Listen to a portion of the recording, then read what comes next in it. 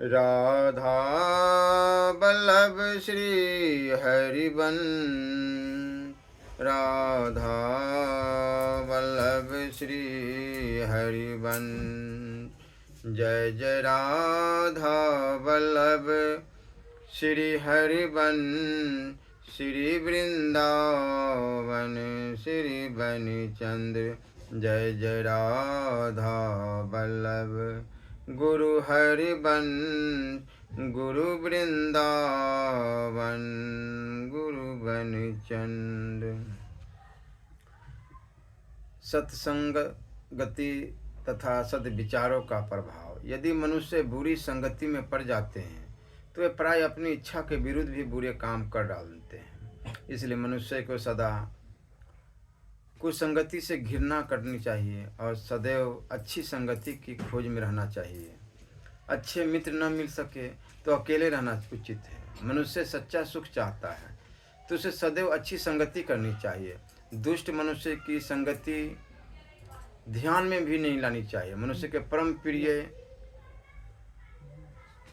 मित्र बुरे स्थानों में जाने के लिए और दुष्ट जनों की संगति करने के लिए विवश करते उनके प्रति भी घृणा करनी चाहिए। यदि मनुष्य को किसी काम के करने में डर हो तो उस पर विचार करने से भी डरना चाहिए। ऐसे कामों से दूर रहना चाहिए जिनके केवल स्मरण करने से चित्त दुखी होता हो। बुरे विचार बुरे कामों से अधिक शक्तिशाली है, इसलिए ऐसे विचार पूर्णतया मन से निकाल देने चाहिए। मनुष्य को अपने विचार सदैव पवित्र बनाए रखने चाहिए। यदि विचार अच्छी तरह पवित्र बन जाएंगे तो उनका प्रकाश बिजली के समान अंधेरी कोठरी में भी प्रकाश करेगा। विचार की शक्ति सचमुच महान है। विचार इतने बलवान होते हैं कि इनके द्वारा ऐसे ऐसे कार्य मन में आ जाते हैं जिनकी ओर मनुष्य का मन जा भी नहीं सकता। संसारिक विचार शरीर का नाश कर देते हैं, किंतु भगवान को समर्पित हुए सब विचार हृदय, शरीर और आत्मा को प्रसन्न बनाते हैं। जिस प्रकार स्वच्छ साबुन से शरीर साफ हो जाता है, जितना अधिक निर्मल साबुन होता है उतना ही अधिक शरीर निर्मल हो जाता है। इसी प्रकार मनुष्य के जितने ही अधिक शुद्ध विचार होते हैं उतना ही अधिक उसका हृदय शुद्ध बन जाता है। इस संसार में हर एक पदार्थ नाशवान है, जो आज है वह कल न रहेगा। अतएव यदि मनुष्य इस संसार के किसी पदार्थ पर आवश्यकता से अधिक प्रेम करते हैं तो वे बहुत भूल करते हैं। कुछ मनुष्य अज्ञानवश अपने बच्चों को बहुत ही अधिक प्यार करते हैं और ऐसा करने पर भी उनकी आज्ञा के बिना उनके बच्चे उनसे विदा हो जाते हैं। तब उनको बहुत बिछोह के कारण असहनीय दुख उठाना पड़ता है। यह शरीर संसार कुछ दिनों के लिए है और इसके दुख सुख भी थोड़े समय के लिए हैं। इसलिए मनुष्य को यह कदापि उचित नहीं कि वह संसारिक दुख सुख में पड़कर अस्थायी सुख को भूल बैठे। भगवान ही केवल सर्वकाल में हमारे सच्चे मित्र है, वही सच्चे बंधु प्राणाधार है, इसलिए उन्हें कभी न भूलना चाहिए। कितनी बार हमको माता पिता पुत्र कन्या स्त्री तथा पति पत्नी मिले, हम क्षण भर के लिए उनके पूर्व जन्म के संबंधियों के विषय में विचार नहीं करते और वे भी हमको भूल गए हैं। इस संसार में कोई भी पदार्थ स्थिर नहीं है। जो कुछ आज दिया गया है कल ले लिया जाएगा, जो देता है वही फिर उसे वापस ले लेता है। कुछ समय के लिए हम उसको अपनी रक्षा में रखते हैं, इसलिए हम उसको अपना समझने लगते हैं, किंतु जब हम उससे पृथक होते हैं तब हमको शोक होता है।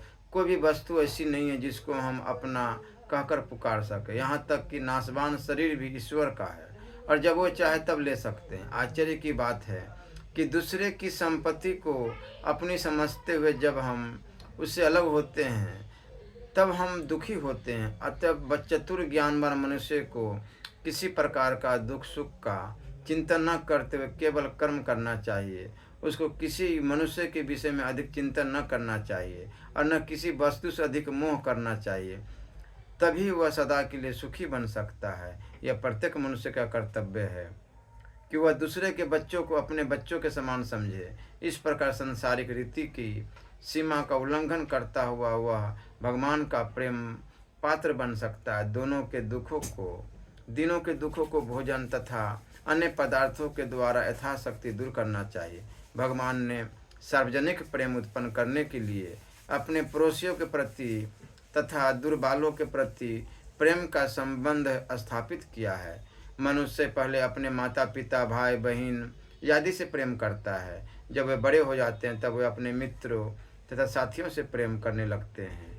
जब उनके विवाह हो जाते हैं तो पति पत्नियों में प्रेम होने लग जाते हैं। दूसरे कुटुंबियों वालों से भी प्रेम करने लगते हैं। जब उनको अपने बच्चों के विवाह करने पड़ते तब वे बहुत से अन्य मनुष्यों से प्रेम नाता जोड़ते हैं। इस प्रकार प्रेम का संबंध यहाँ तक बढ़ जाता है कि मनुष्य अपने पास वाले संबंधियों के प्रति प्रेम करना भूल बैठते हैं। इस प्रकार उनका प्रेम सार्वजनिक हो जाता है। तभी मनुष्य भगवान की सच्ची सेवा करते हैं और असीम सुख का अनुभव करते हैं। दूसरों के प्रति प्रेम करने में कुछ भी नहीं खर्च करना पड़ता है, परंतु मनुष्य को इतना ही करना पड़ता है कि वो अपने हृदय के किवाड़ों को पूरा पूरा खोल दे। इस प्रकार सार्वजनिक प्रेम करना सीखना चाहिए। ऐसा करने पर सने सने उसका हृदय कोमल हो जाएगा। बादशाहों को भी उसी तरह मरना पड़ता है जिस प्रकार एक भिखारी मरता है। इस संसार में मनुष्य अपने साथ कुछ भी नहीं लाता और न वह विदा होते समय इस संसार में कोई वस्तु ले जाता है। केवल अपने भले बुरे कर्मों को ही संसार में लाता है और मरने के बाद उनको ले जाता है। अतः उसको अच्छे ही कर्म करने में लगे रहना चाहिए और दीनों को सेवा करना सर्वोत्तम कर्म है। यदि वह धन कमाने की प्रबल इच्छा में लगा है तो उसे अवकाश नहीं मिलेगा। यदि ऐसी इच्छा नहीं है और दूसरों की सेवा करना चाहता है तो वह समय बचाकर अपने मन को इस ओर लगा सकेगा। शक्ति ही जीवन है। इस जीवन शक्ति का संपादन करना प्रत्येक मनुष्य का प्रथम कर्तव्य होना चाहिए। यदि मनुष्य कोई उद्देश्य रखता है तो उसके सफल करने के लिए जीवन शक्ति का बनाए रखना प्रधान साधन है। यदि शरीर स्वस्थ होता है तो संसारिक कर्तव्यों का पालन करने में अत्यंत आनंद प्राप्त होता है, किंतु यदि शरीर स्वस्थ नहीं रहता है तो आनंदमय जीवन व्यतीत करना असंभव है। सब कर्तव्य स्वास्थ्य पर ही निर्भर है। तो इससे अधिक कौन सी शोकप्रद बात हो सकती है कि आरोग्यता रूपी अमूल्य खजाने को नष्ट कर दिया जाए। इसके विपरीत मनुष्य का कर्तव्य है कि वह स्वास्थ्य की ओर अधिक ध्यान रखे। जिस तरह वर्षा ऋतु में पानी के बहाव के कारण गड्ढे पड़ जाते हैं तो उनकी मरम्मत की जाती है, उसी प्रकार यदि मनुष्य का स्वास्थ्य किसी कारण से बिगड़ गया हो तो उसे पूर्ण रूप से ठीक कर लेना चाहिए, चाहे उसको कितना ही कष्ट क्यों न उठाना पड़े। शरीर की शक्ति भोजन पर निर्भर है। इस कारण मनुष्य को भोजन पर विशेष ध्यान रखना चाहिए, लाभदायक भोजन करना चाहिए और बुरे तथा उत्तेजक पदार्थों से घृणा करनी चाहिए। यदि हम शरीर को स्वस्थ रखना चाहते हैं तो सबसे पहले अपने भोजन को नियमित कर लेना चाहिए। कभी भोजन का परिमाण अधिक नहीं होना चाहिए, किंतु इसके विपरीत आवश्यकता से कम भोजन करना भी अनुचित है। अच्छा और शक्ति उत्पादक भोजन निस्संदेह शरीर को स्वस्थ बनाता है। मिट्टी के बने हुए पदार्थ मिट्टी ही बने रहेंगे और स्वर्ण से बने हुए पदार्थ स्वर्ण ही कहलाएंगे।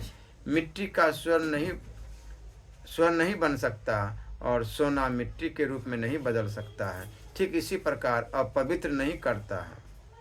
इसीलिए कुपथ्य भोजन शरीर शक्ति को ही केवल नाश नहीं करता है, किंतु इससे चरित्र पर भी बुरा प्रभाव पड़ता है। जिस माता ने अपने हृदय के रक्त से प्रयत्न करके शरीर को पाला, उस माता का सम्मान और प्रेम भक्ति से करना चाहिए। जिस मनुष्य ने अपने माता पिता की सेवा करने का पाठ नहीं याद किया है वह कभी भी ईश्वर की सेवा करने के योग्य नहीं हो सकता है।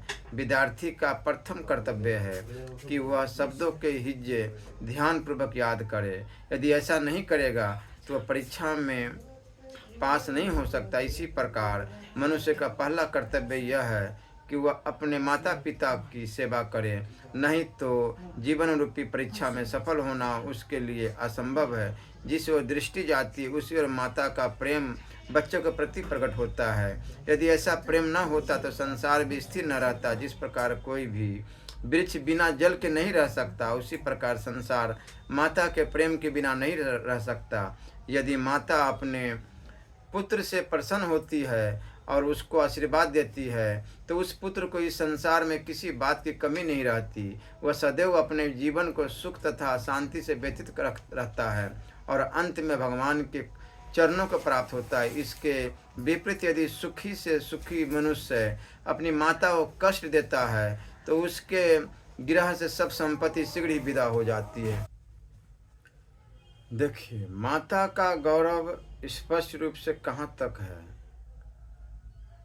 हम गाय का दूध पीते हैं इसलिए वो हमारी माता है। पृथ्वी पर हम निवास करते हैं इसलिए वो भी हमारी माता है। बहुत से देव तथा देवियाँ हमारे कल्याण का ध्यान रखती है इसलिए हम उनकी भी पूजा करते हैं। साधु हमको कुमार्ग से बचाकर सदैव सन्मार्ग पर लाते हैं इसलिए हम उनका भी सम्मान करते हैं। गुरु हमको मोक्ष के लिए शिक्षा देते हैं इसलिए हम उनको भी आदर की दृष्टि से देखते हैं। अब ध्यान देकर विचारिए कि माता हमको दूध पिलाती है, अपनी छाती पर सुलाती है, सदैव हमारी कुशलता का ध्यान रखती है और गृहस्थ संबंधी तथा धर्म संबंधी सभी कार्यों में शिक्षा देती है तथा हमको बतलाती है कि क्या करना चाहिए और क्या नहीं करना चाहिए। और इस प्रकार वह हमारे भविष्य का सदैव ध्यान रखती है। इससे सिद्ध होता है कि केवल माता में ही गौ, पृथ्वी और देव और देवियाँ, साधु और गुरु के गुण विराजमान है। एक माता को प्रसन्न रखा जाए तो इनमें से हर एक को प्रसन्न किया जा सकता है। माता पिता के चरणों की सेवा में घर पर रहना सब देव स्थानों के दर्शन के तुल्य, क्योंकि माता पिता की सेवा ही की जाएगी तो सब देवता प्रसन्न होंगे और इस प्रकार घर पर रहते हुए भी मनुष्य का मनोरथ सफल होगा। इसलिए नाम जप, माता पिता का सेवा अवश्य करनी चाहिए। इसी से भगवत प्राप्ति है। तीर्थयाटन, धाम, उससे केवल पुण्य प्राप्त होता है, मोक्ष प्राप्त नहीं। लेकिन यदि सही दिल से, सही सच्चा हृदय से माता पिता की सेवा की जाए तो सारे धाम, सारे तीर्थ आ जाते हैं, क्योंकि सभी वास करते हैं माता पिता में। श्री राधा वल्लभ लाल की जय।